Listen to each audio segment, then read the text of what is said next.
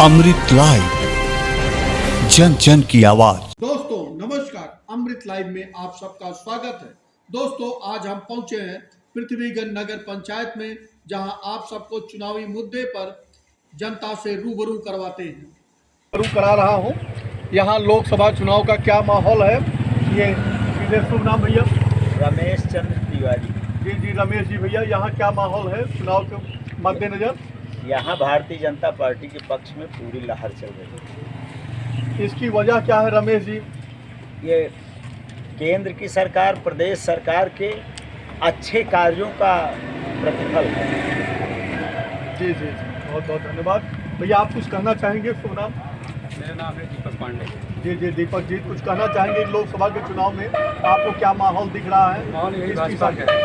भाजपा की सरकार भी भाजपा की है। जी तो आप यहाँ की जनता जो है क्या सोच करके भाजपा को मतदान करने कुछ बताने का कष्ट करेंगे? योगी मोदी काम कर रहे बहुत बहुत धन्यवाद भैया। आपका शुभ नाम? उमेश तिवारी। जी उमेश भैया, यहाँ क्या स्थिति है? यहाँ बहुत बढ़िया स्थिति है और एक तरफा वोट है। संगम लाभ बहुत भारी मतों से विजयी होंगी, तो फिर दोबारा यहाँ के सांसद होंगे। चलिए बहुत बहुत धन्यवाद। आपका शुभ नाम भैया? मनीष पांडे नाम है। और बहुत ही अच्छा माहौल है इस समय। और हमारा केंद्र में मोदी जी बहुत ही अच्छा काम कर रहे हैं और प्रदेश में योगी जी का काम बहुत ही सराहनीय कार्य है। और योगी और मोदी जी की वजह से जनता जो है बहुत ही बीजेपी को लाइक भी कर रही है और भारतीय जनता पार्टी के पक्ष में मतदान करने के लिए तैयार है। वर्तमान जो सांसद हैं, सांसद के कुछ कार्यों की वजह से जनमानस में थोड़ा सा बहुत विरोध भी है। ऐसा नहीं है कि लोग जा रहे हैं और लोग चर्चा भी हो रही है, तो बड़ा विरोधाभास भी है।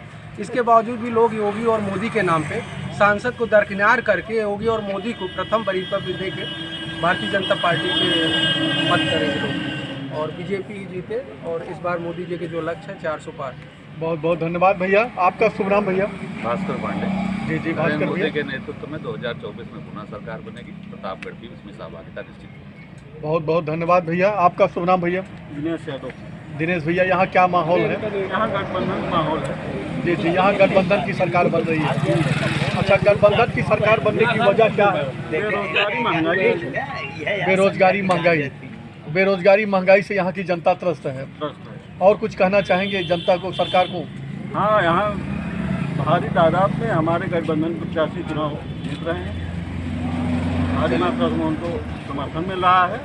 बीजेपी यहाँ बहुत बुरी हार हारी। आपके प्रत्याशी संयुक्त यहाँ से 3 बार एमएलसी रहे हैं और इसके बाद यहाँ की जनता जो भी हम रूबरू हो रहे हैं वो नाराज हैं। आप उनके विषय में कुछ कहेंगे?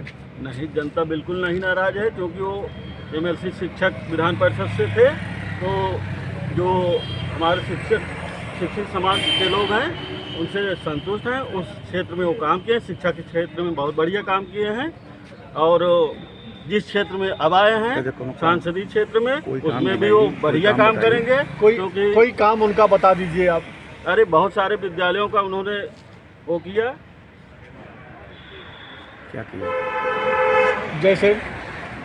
जैसे जो कॉन्वेंट स्कूल चल रहे हैं उसमें उन्होंने समर्थन दिया अपना। और प्राइवेट विद्यालयों में और सरकारी विद्यालयों में जो उनकी निधि होती है उस निधि से।